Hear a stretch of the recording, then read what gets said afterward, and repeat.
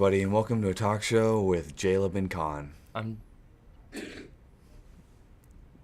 Khan, and you're Jaleb. Apparently so. Just kidding. I'm John, and this is Caleb. Hi, guys. Right? Hi.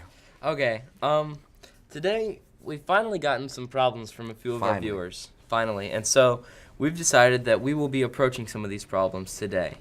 John, why don't you read us the first one? First one is a friend of ours who wants to go under the alias of Bergwood, for which purpose I do not understand, other than this person could possibly be avoiding the authorities. That's the only suspicion I have. It says, "Hey guys, I have a serious problem and I need your help. I dislike bats, the mammal, very much, and I get shivers just looking at them. My sister claims that this dislike of mine is an irrational fear. I need your help convincing my sister that my fear is not an irrational one, but a rational fear."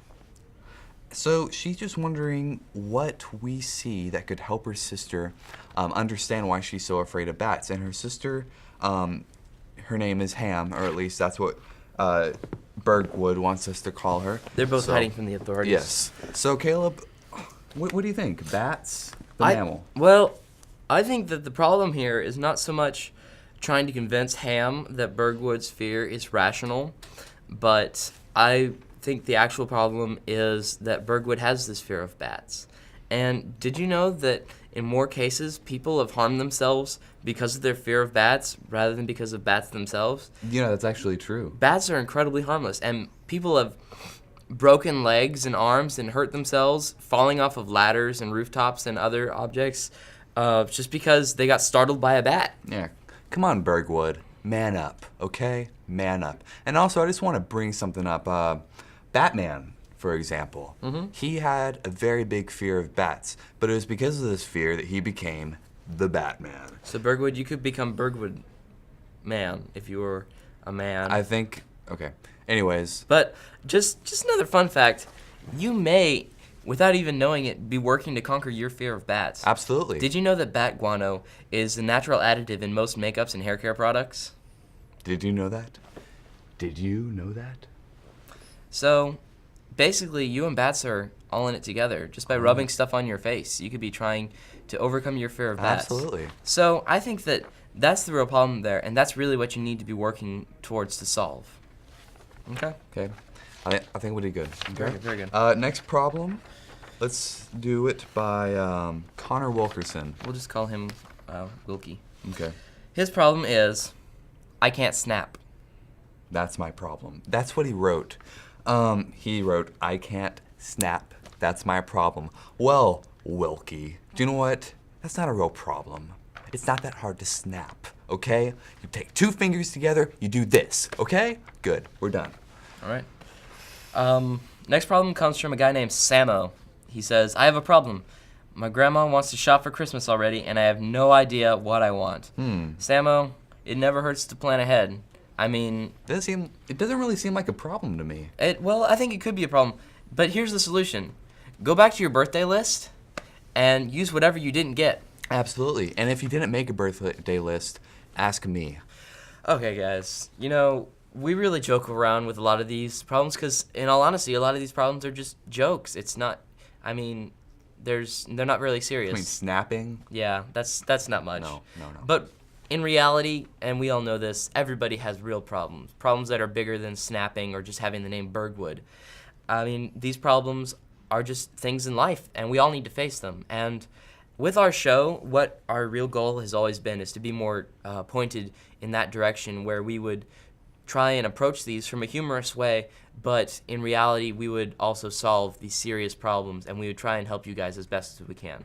So from here on out, that's what we're going to do. We're going to divide our show up where we will confront a serious problem in a serious way and give you serious advice, and also we will just have fun with things. So yeah, don't worry about us getting all serious. No way. We're still going to be goofy. Yeah. Well, we have one such problem right here. Yeah. From Mr. Smith. Yeah. He says, "I have a relative that does not seem to appreciate what I do for him or her.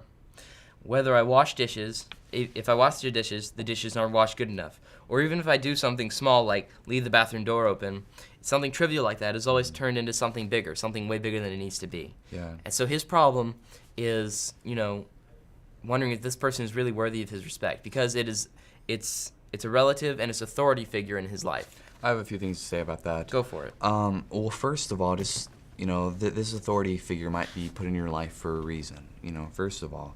I also want to say just a little tip that I've learned over the years that really helps is to not think of it as what this person is making you do, but instead to take this as an opportunity to really go above and beyond what this person is telling you to do. So Definitely. if the person tells you to clean your room, you don't just do that, but you go and clean the kitchen. You surprise this authority figure by your good attitude, and two, going above and beyond the call of duty. Yeah. And what about you, Caleb?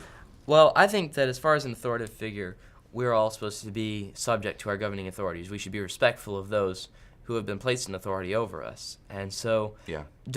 you should always keep a good attitude, like John said. And also, they're telling you that you're not doing things good enough because it could be that they just have high hopes for you.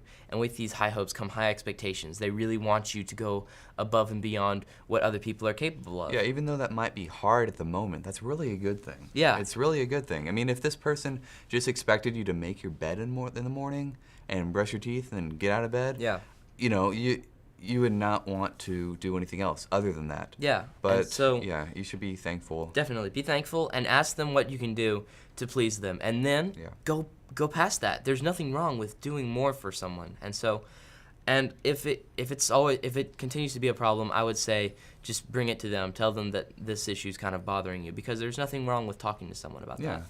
So that's basically just our advice. Take it as you will, and for the rest of you, if you have any problems like that, I would suggest that you heed our words as well. Yeah, so this has been our serious segment of the show. Hopefully you all have enjoyed it. Hopefully you've learned something from it. Expect more. We're looking forward to it. We're doing good. We're doing good. Okay. Yeah. Thank you guys very much for watching. And Stay stay beautiful. beautiful. Thank you very Bye, much. guys. This episode has been sponsored by Life Student Ministry. For more information, visit us online at life.net.